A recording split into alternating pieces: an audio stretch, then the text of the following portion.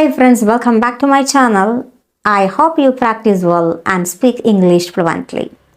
ഇന്ന് ഞാൻ നിങ്ങളെ പരിചയപ്പെടുത്തുന്നത് നമുക്ക് ഇംഗ്ലീഷ് സംസാരിക്കാൻ വളരെ യൂസ്ഫുൾ ആയിട്ടുള്ള കുറച്ച് വേർഡ്സുകളാണ് കേട്ടോ. അത് നിങ്ങൾക്ക് വളരെ യൂസ്ഫുൾ ആയിരിക്കും, പ്രാക്ടീസ് ചെയ്യാം. നമ്മൾ പറയാറില്ലേ ഇംഗ്ലീഷിൽ സംവൺ എൽസ് എന്നൊക്കെ, ആരോടെങ്കിലും അല്ലേ. സംവൺ എൽസ് എന്ന് പറഞ്ഞാൽ ആരോടെങ്കിലും എന്നാണ് അർത്ഥം. നിനക്കെന്നെ സഹായിക്കാൻ പറ്റിയില്ലെങ്കിൽ ഞാൻ ആരോടെങ്കിലും ചോദിക്കും. If you can't help me, I will ask someone else. If you can't help me, I will ask someone else എന്ന് പറഞ്ഞാൽ നിനക്കെന്നെ ഹെൽപ്പ് ചെയ്യാൻ പറ്റിയില്ലെങ്കിൽ ഞാൻ വേറെ ആരോടെങ്കിലും ചോദിക്കും എന്നാണ് അർത്ഥം. അപ്പോൾ someone else എന്ന് പറഞ്ഞാൽ വേറെ ആരോടെങ്കിലും, മറ്റാരോടെങ്കിലും എന്നാണ് അർത്ഥം കേട്ടോ. ഇനി എനിത്തിങ് എൽസ് എന്ന് കേട്ടിട്ടില്ലേ നിങ്ങൾ? നമ്മൾ ഷോപ്പിലൊക്കെ പോകുമ്പോൾ ചോദിക്കാം എനിത്തിങ് എൽസ് എന്ന് പറഞ്ഞാൽ വേറെ എന്തെങ്കിലും. Would you like anything else? നിങ്ങൾക്ക് വേറെ എന്തെങ്കിലും വേണോ എന്നാണ് എൻ്റെ അർത്ഥം കേട്ടോ. എനിത്തിങ് എൽസ് വേറെ എന്തെങ്കിലും എന്നാണ് അർത്ഥം. ഓക്കെ, അപ്പോൾ നമുക്ക് നെക്സ്റ്റ് കുറച്ച് വാക്കുകൾ പരിചയപ്പെടാം. സാധാരണ ലുക്ക് എന്ന് പറഞ്ഞാൽ എന്താ? നോക്കുക, എന്നെ നോക്കൂ, look at me, look at me. അവളെ നോക്കൂ, ലുക്ക് അറ്റ് ഹർ. അവനെ നോക്കൂ, ലുക്ക് അറ്റ് ഹിം. എന്നാൽ സീ എന്ന് പറഞ്ഞാലോ കാണുക എന്നാണ് അർത്ഥം. See, did you see it? നീ ഇത് കണ്ടോ? Did you see it? നീ ഇത് കണ്ടോ?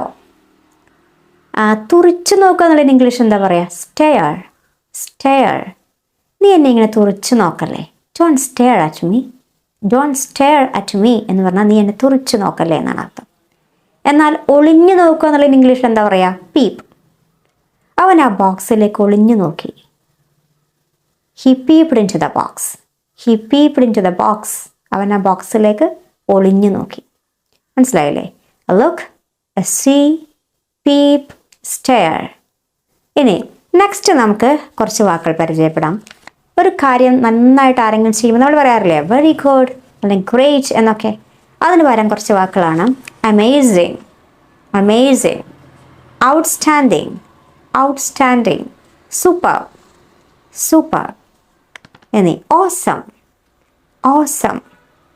വേറൊരു വാക്കാണ് വണ്ടർഫുൾ, വണ്ടർഫുൾ, ഫാബുലസ്, ഫാബുലസ്. ഇങ്ങനെയൊക്കെ പറഞ്ഞാൽ വെരി ഗുഡ്, എക്സലൻറ്റ് എന്നുള്ളൊക്കെ ഒരു മീനിങ് ആണ് കേട്ടോ. അപ്പോൾ അതൊക്കെയാണ്. നെക്സ്റ്റ് നമുക്ക് പഠിക്കാം. നമ്മൾ ഇംഗ്ലീഷിലേ എങ്ങനെ പറയും ഇന്ന് രാത്രി എന്നൊക്കെ? ടുഡേ നൈറ്റ് ആണോ? അങ്ങനെ ചിലർ പറയാറുണ്ട്. ശരിക്കും ഇംഗ്ലീഷിൽ ടു നൈറ്റ് എന്ന് പറയാം. ഇന്ന് രാത്രി ടു നൈറ്റ്. അപ്പോൾ ഇന്നലെ രാത്രിയാണെങ്കിലോ യെസ്റ്റർഡേ നൈറ്റ് എന്നൊക്കെ പറയാറുണ്ടല്ലേ. ശരിക്കും ലാസ്റ്റ് നൈറ്റ് എന്ന് പറയാം കേട്ടോ.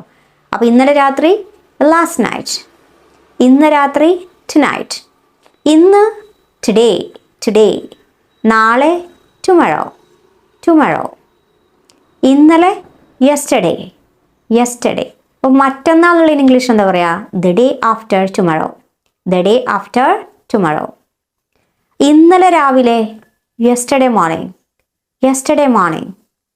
ഓക്കെ, നാളെ രാവിലെ ടുമറോ മോർണിംഗ്, ടുമറോ മോർണിംഗ് എന്നാ പറയാം.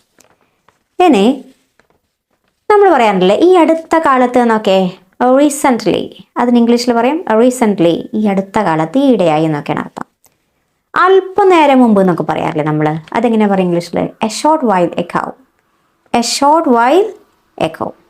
ഓക്കെ, അപ്പോൾ നിങ്ങളിത് പ്രാക്ടീസ് ചെയ്യുക, പറഞ്ഞ് പറഞ്ഞ് പഠിക്കുക. എന്നാൽ തന്നെ നമുക്ക് ഇംഗ്ലീഷ് ഫ്ലുവൻ്റ് ആവുള്ളൂ. Don't forget to subscribe, like and share my channel.